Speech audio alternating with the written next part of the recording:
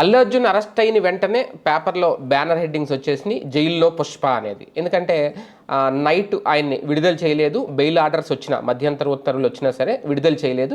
Okay, దానికి బెయిల్కి orders వచ్చినా సరే జైలుకి సంబంధించి కొన్ని నిబంధనలు, కొన్ని రూల్స్ అండ్ రెగ్యులేషన్స్ ఉంటాయి కాబట్టి ఆయన్ని విడుదల చేయలేదు. అయితే ఇక్కడ ఏంటి అంటే పుష్ప అరెస్ట్. ఎందుకంటే పుష్ప 1లో కానీ 2లో కానీ పుష్పాని అరెస్ట్ చేయడం ఆయన వల్ల కాలేదు. సినిమాలో క్యారెక్టర్ పేరు షెకావత్, బన్వర్లాల్ షెకావత్.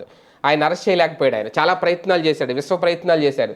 దమ్ముంటే అరెస్ట్ చేసుకో అంటూ ఆయన మార్క్ కూడా చెయ్యి వెనక వీపు మీద కొట్టుకుని వెళ్ళిపోతాడు అల్లు అర్జున్. లాస్ట్కి అరెస్ట్ కాదు. కానీ రియల్ లైఫ్లో జరగలేనిది రియల్ లైఫ్లో జరిగింది.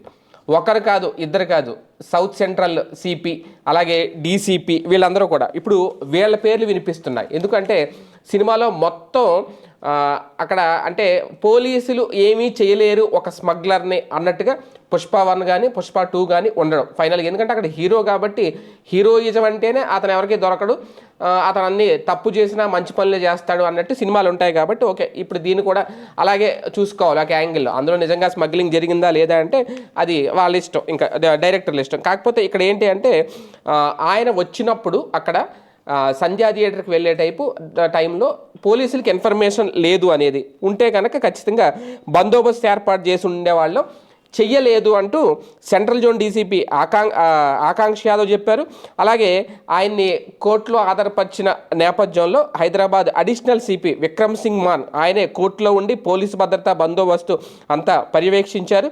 అంటే ఒక అడిషనల్ సిపి, ఒక సెంట్రల్ జోన్ డీసీపీ, ఇలాగ అంటే పోలీసులు అక్కడ సినిమాలో పోలీసుల్ని ఎలా చూపించారో వాళ్ళు ఏమీ చేయలేరు అన్నట్టు ఇక్కడ మాత్రం మొత్తం పోలీసులందరూ కలిసి, అది కూడా బెడ్రూమ్లోకి వెళ్ళి మరి ఆయన తీసుకొచ్చారు అల్లు అర్జున్ని. బెడ్రూమ్లో ఉన్న వ్యక్తిని డైరెక్ట్గా నేరుగా వెళ్ళి అక్కడి నుంచి తీసుకెళ్ళిపోయారు. అలాగే అతను సెపరేట్ కార్లో వస్తారంటే రానివ్వలేదు. ముందు అల్లు అరవింద్ జీప్ ఎక్కితే తర్వాత లేదో మీరు వెనక రండి అని చెప్పి అల్లు అర్జున్ తీసుకెళ్ళడం మొత్తం ఏంటంటే ఒక యాక్షన్ డ్రామా అయితే కనిపించింది అక్కడ. అంటే సినిమాలో పుష్ప 2లో అల్లు అర్జున్ని హీరోని అలా అరెస్ట్ చేసి తీసుకెళ్ళాలి అని చెప్పి అక్కడ షెకావత్ కలలుగన్నాడు, కానీ అది సినిమా కాబట్టి అవలేదు. కానీ ఇక్కడ మాత్రం జరిగిపోయింది అది.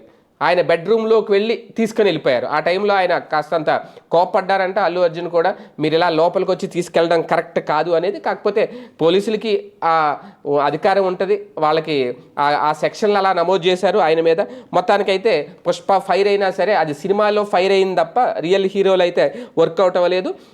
షెకావత్ చేయలేనిది ఇక్కడ రియల్ పోలీసులు చూపించారు, పోలీస్ డిపార్ట్మెంట్ చూపించారు. మొత్తానికి ఆయన అయితే అరెస్ట్ చేశారు. కారణం ఏదైనా అనేది ఇప్పుడు ఆయన వ్యతిరేకులు చెప్పుకుంటున్నమాట.